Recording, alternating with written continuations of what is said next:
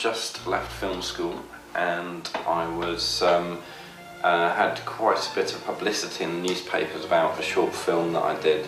This was seen by a conductor called Mark Stevenson. Hugh Welshman, producer, invited me to see Susie's graduation film on the South Bank, a wonderful film called Dog.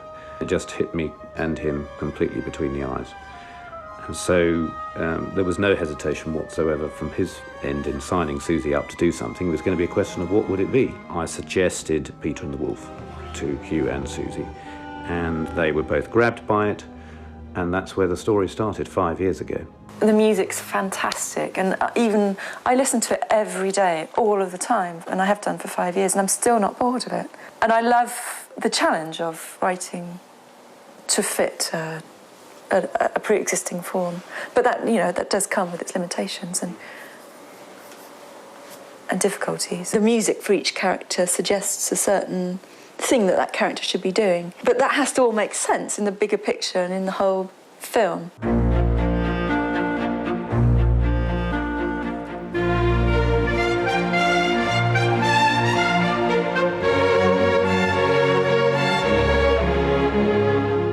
Peter came from a drawing I did right from the first week. Somehow I just drew this picture, and it was Peter to me. And he was always the same. I wrote him to be a sort of awkward, clumsy, unhappy boy, especially at the beginning. And his music is very and it can be very sweet, this music, and overly happy. And I'm amazed, actually, to see him working with the music.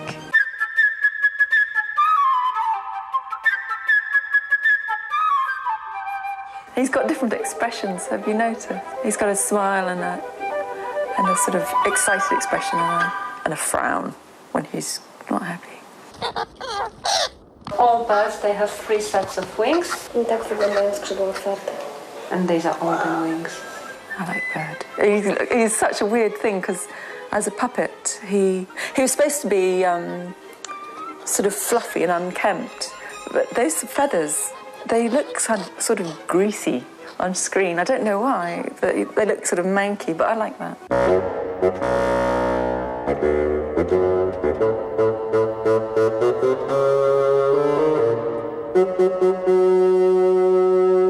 Well, it's a very sort of ploddy sort of music. Do-do-do-do. I can't even get that low. It's slow and deliberate, but it also has quite a lot of anger in it, this music. And I think he grew naturally out of the music, the character. This sort of character who lives in fear and wants to sort of cut himself off from everything and wants to protect Peter too much. On this puppet, it's worth to take a look at his skin, because they use a special half-translucent silicone with pigments which imitates the skin very well. It does not have this plasticky feeling. The music for Duck is like... It's just all this gentle sort of swaying music. And I think she's probably played pretty much as Prokofiev would have imagined her, as this sort of soft character, I think. She's definitely not a quack, quack, quack, quack sort of duck at all. The duck has also changed. The original conception was that it was a sort of farmyard duck, a sort of white, fat, waddly thing. But then I saw these runner ducks. I found those on the internet as well. I didn't even really knew that existed. They're these long, skittle-type creatures, and they're fantastic, these ducks.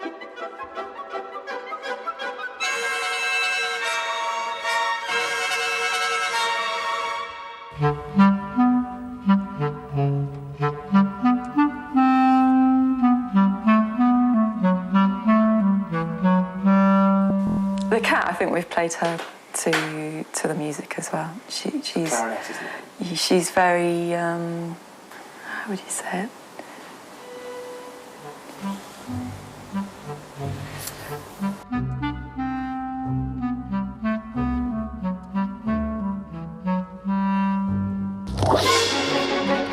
She is one way and she thinks she's something else. And I think this is what cats do a lot. And they think they're these great hunters and these wild creatures, and really they might be this sort of fat lap cat. And that was the intention for her, that she had this duality.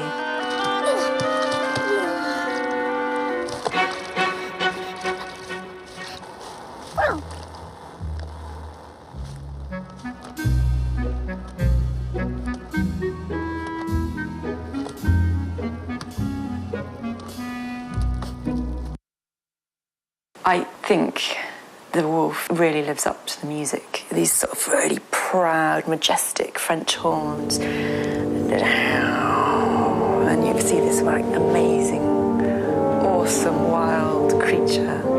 That's what it's supposed to look like.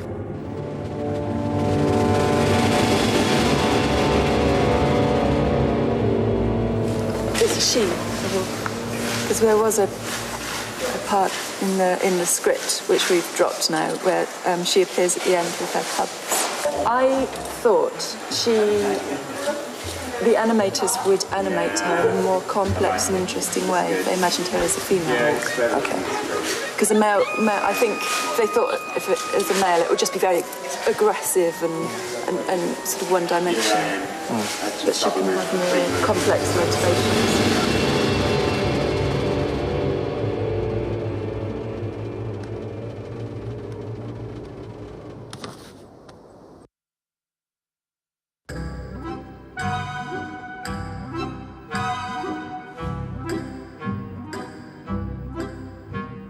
We were first attracted to Semaphore because I saw a film called Ictus by Marek Skrobetsky and Adam Wierwas.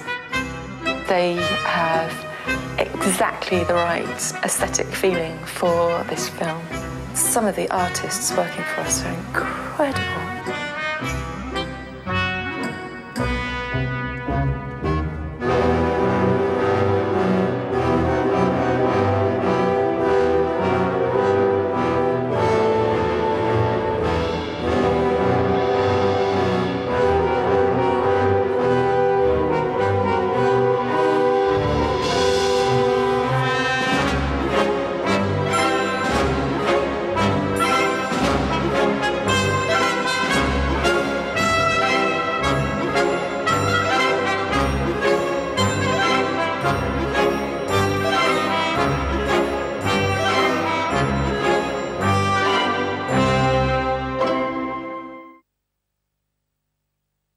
Stop-motion animation is quite an art. It's really difficult physically. As you can see, Adam's going to have to sit here all day in this position and manipulate something by fractions of millimetres. All of this life is condensed into these seconds. So, like a whole day of Adam's life is going to become 1.5 seconds. And I think that's where some of the magic is. It's like concentrated life. Yes. And I think you can feel it. You can feel that power and that passion in there.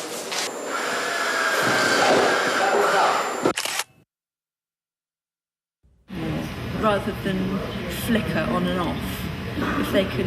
Yeah, I know. The movement, it's shown on a screen, is not really the movement. This is an illusion of the movement that we are creating. Those puppets are not moving. They are standstill in still positions, which we are photographing frame by frame. And that's how we are creating the feeling, the illusion of the movement that really doesn't exist.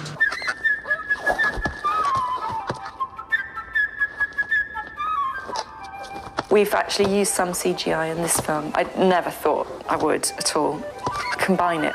It never even crossed my mind. And we tried to make, but we had problems with one aspect of the film, which was the balloon idea, the bird wearing a balloon. And we tried to make a balloon out of all different materials and totally failed to make a convincing balloon. It may seem unlikely, but nearly 90% of the shots need some digital cleaning or some effects.